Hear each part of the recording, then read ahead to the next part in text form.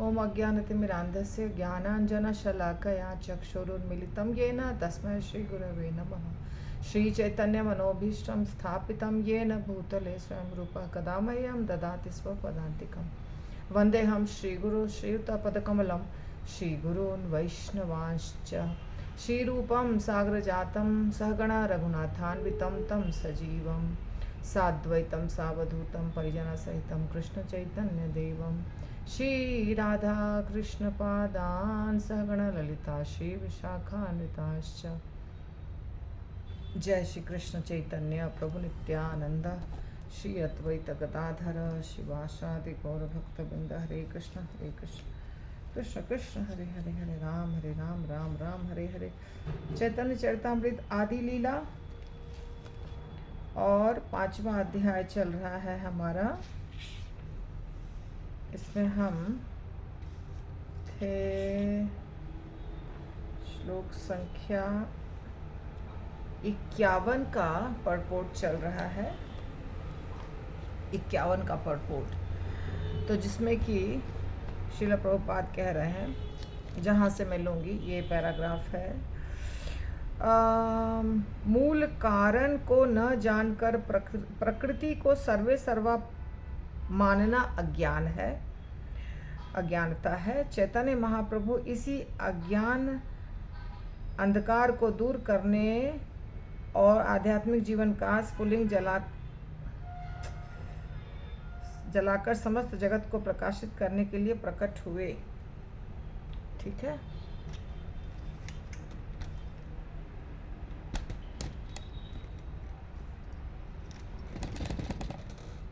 सब जगह प्रकाश आ रहा है, लाइट आ रहा है, यहाँ बहुत तेज लाइट आ रहा है। तो आज की रिकॉर्डिंग ऐसी ही हो जाएगी, चाहे जैसी भी हो जाए। तो मूल कारण को न जानकर प्रकृति को सर्वे सर्वा मानना। देखिए, प्रकृति माता जो हैं उनके बारे में हमने देखा कि 2 प्रकार की चीज़ें होती हैं।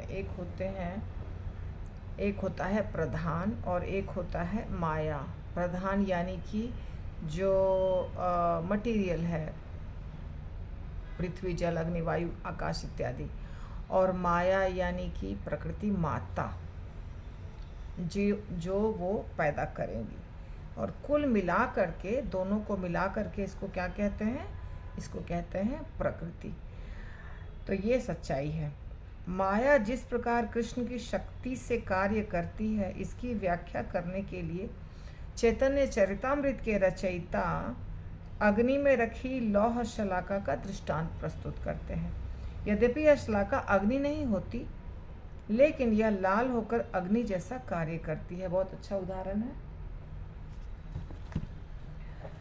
देखिए, जो प्रकाश अग्नि होती है वो लाल कलर की होती है, लाल रंग की होती है, बहुत गर्म होती है, उसका बहुत सारा गुण है अग्नि का। लेकिन जब उसमें हम लोहा रखते हैं तो बहुत देर तक रखने के बाद वो पूरा वैसा ही लाल दिखता है जैसा अग्नि है। और दिखता ही नहीं है, वो कार्य भी वैसा ही करेगा, वो जलाएगा भी वैसे ही चीज़ों को। जो लोहे का एक आप रॉड रख दीजिए, कोई भी चीज़ रख दीजिए और जलते हुए आग में, और कुछ देर के बाद 5-10 मिनट के बाद वो लोहा आपको पूरा लाल दिखाई देगा। तभी तो लोहार उसको पीट करके कोई चीज़ बनाता है, तो उसको पीटता है, क्योंकि वो नरम हो जाता है लोहा। ठीक है, तो लोहा जब अग्नि में रखा जाता है तो लोहा भी वैसे ही लाल हो जाता है और उसकी क्वालिटीज़ भी वैसी हो जाती है, यानी कि वो कार्य करेगा, अग्नि वाला ही कार्य करेगा, जलाने वाला कार्य करेगा। ठीक उसी प्रकार भगवान कृष्ण की शक्ति माया देवी जो है, माया देवी या प्रकृति माता जो है, वो वैसे ही कार्य करती हैं जैसे कृष्ण करते हैं, कृष्ण के संपर्क में रहने के कारण। यहाँ पे साफ साफ लिखा गया है कि देखिए, प्रकृति के सारे कार्य तथा प्रतिफल वास्तव में प्रकृति के कार्य नहीं होते, अपितु पदार्थ के माध्यम से भगवान की शक्ति के कार्य तथा प्रतिफल होते हैं। विद्युत शक्ति तांबे में से होकर गुजरती है, लेकिन इसका अर्थ यह तो नहीं होता कि तांबा ही बिजली है। सही बात है। जैसे हमें पावर प्राप्त होता है, ये इसका प्रभुपाद भी बहुत सारा उदाहरण दिए हैं अलग अलग तरीके से। जैसे कि भारत देश है, भारत देश की सरकार है, प्रधानमंत्री, राष्ट्रपति इत्यादि बड़े बड़े पद पर जो व्यक्ति हैं वो कुछ नियम बनाते हैं, और सारे देश के जितने भी राज्य हैं या सरकारी कार्यालय है उसमें कार्य वैसे ही चलता है जैसे हमारे देश के जो नेता वगैरह बोलते हैं, हमारे देश का जो संविधान है उसके अनुसार।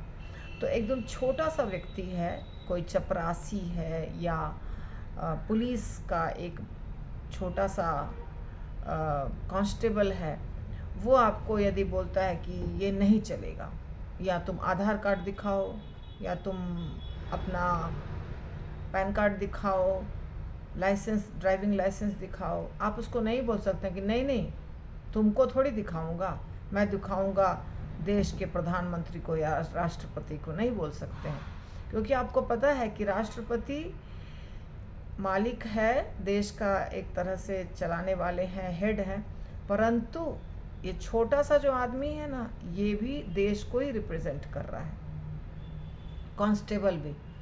इसीलिए आपको उसकी सारी बात माननी होगी, और वो अगर कुछ स्टैंप लगा दिया, कुछ आपको चार्ज कर दिया, पेनल्टी चार्ज कर दिया, तो वो देश का ही माना जाता है, मतलब भारत सरकार का ही नियम माना जाता है।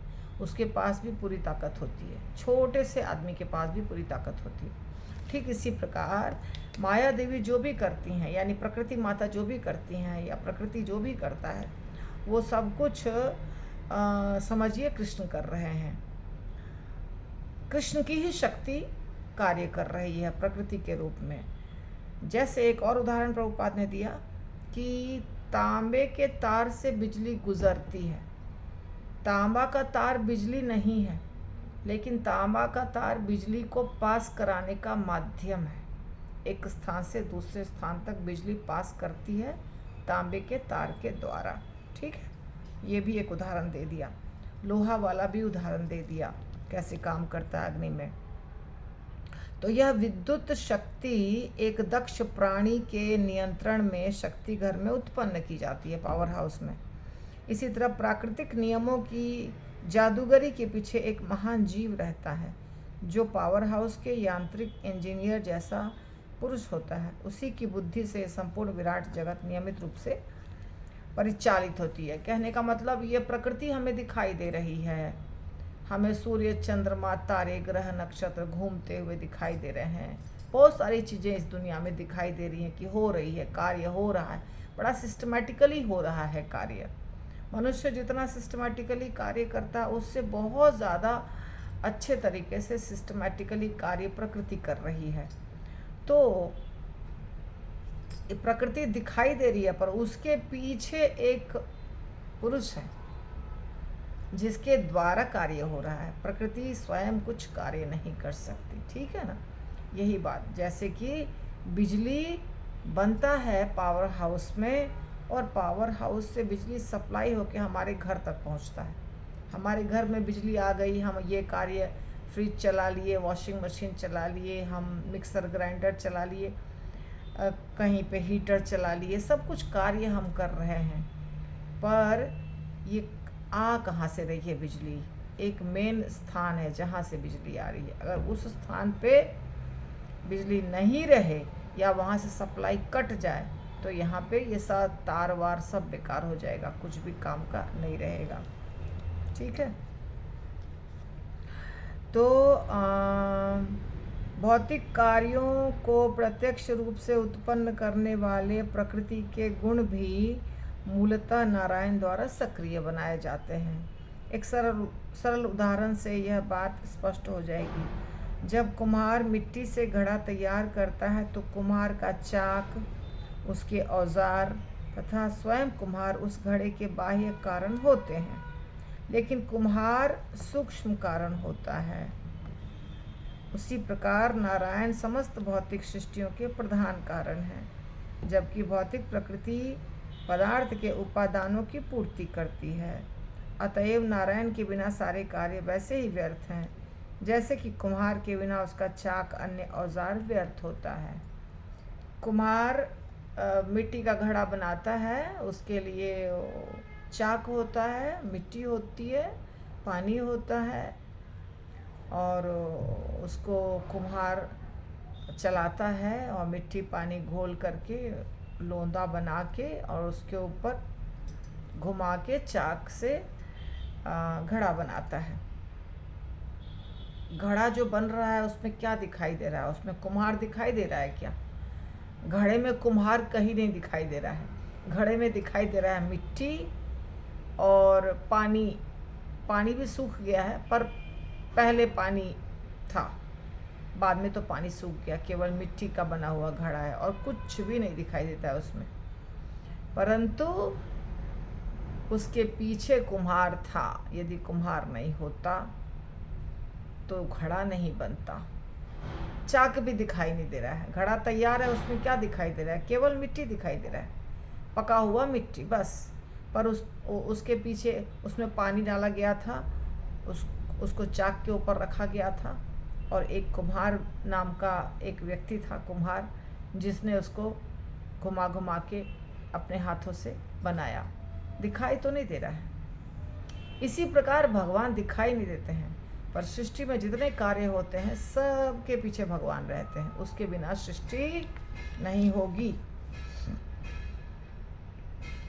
चूँकि भौतिकतावादी वैज्ञानिक भगवान की उपेक्षा करते हैं, इससे ऐसा लगता है कि वे कुम्हार के चाक तथा उसके चक्कर से अधिक चिंतित रखते हैं, किंतु कुम्हार के विषय में उन्हें कोई ज्ञान नहीं रहता।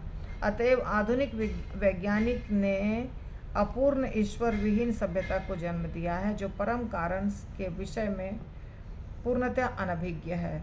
वैज्ञानिक प्रगति का अभिप्राय महान लक्ष्य की प्राप्ति होना चाहिए, और महान लक्ष्य ईश्वर होना चाहिए। भगवद गीता में कहा गया है कि अनेकानेक जन्मों तक खोज करने के बाद यथार्थ ज्ञानवान पुरुष समस्त कारणों के कारण भगवान को जान पाते हैं। जब कोई उन्हें पूरी तरह जान लेता है तो वह उनकी शरण में चला जाता है और महात्मा बन जाता है।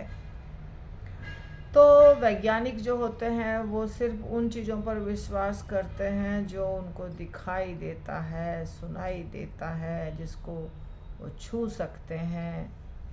परंतु हर चीज़ को आप देख नहीं सकते हैं, तो इसीलिए वो भगवान को हटा दिए हैं और प्रकृति को सब कुछ मान लिए हैं। पर वास्तविकता ये नहीं है।